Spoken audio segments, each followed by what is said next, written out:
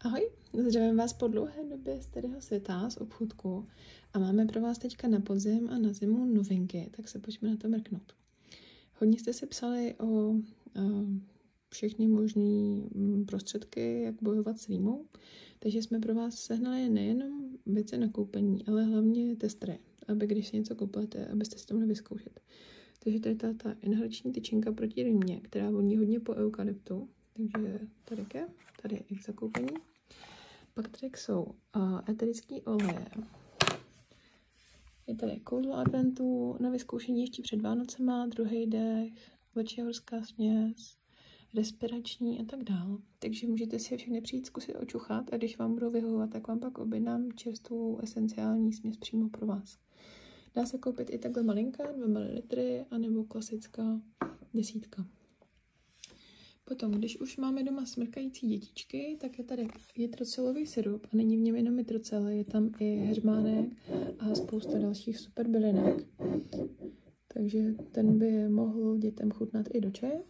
A pak tady je pro klidný spánek čajček, když jsou děti nemocný, a tohle je kojící čaj, zase není tam jenom fenikl, ale je tam i anýs, kmín a další bylinky. Pak tady je difuzér, který vám za chvilku ukážu. Máme ho tady i, že si ho můžete sami zkusit. Máme tady druhý, který tady je funkční přímo v prodejně, takže na něj se můžete mrknout a zjistit, jak funguje. A pak je tady ten koupelový olej s merunkou, který probudí kohokoliv s rýmou. Tenhle je aroma osvěžovač vzduchu s borovicí. Ten, když se nastříká do vzduchu, do prostoru, tak to taky pomáhá líp k dýchání. A tenhle je ještě doplněných něco málo obličejový krém, něco málo na zadečky. Tenhle ten taky. A tenhle tady máme i vzorky, takže zase, když budete kupovat třeba dárek pro někoho, tak si to můžete očuchat. Ten monet úplně úžasně voní po ilang ilangu. A když se člověk očuchá, než se ho koupí, tak je super, že pak ví, jaký dárek dává. A pak tady máme tyhle 3 novinky, které už jsou i ve vánočním krásným balení. Takhle vypadají. Tohleto projevný dotyk, tak vlastně je to krém na ruce a pomáda na rty. A já jsem koupila takhle ten krém, abyste se mohli vyzkoušet se v té krabičce. A už ho mám na rukách a je to moc fajn. Takže ten je tady k vyzkoušení. Pak je tady sada eterických olejů. Jsou tam 4 a je to celkem příjemná kombinace, takže to je taky moc pěkný dárek. A poslední je ten je vyloženě zimní večer, který má vonit po pomerančích. A myslím si, že ty dárkové balení jsou moc fajn. Když se podíváte k nám na e-shop, tak to vychází i velice dobře cenově. Takže to jsou novinky z Nobilistivia. Tady vám ještě ukážu, jak vypadá ten difuzér. Když se zapne, tak i svítí. To má takovou záklopku.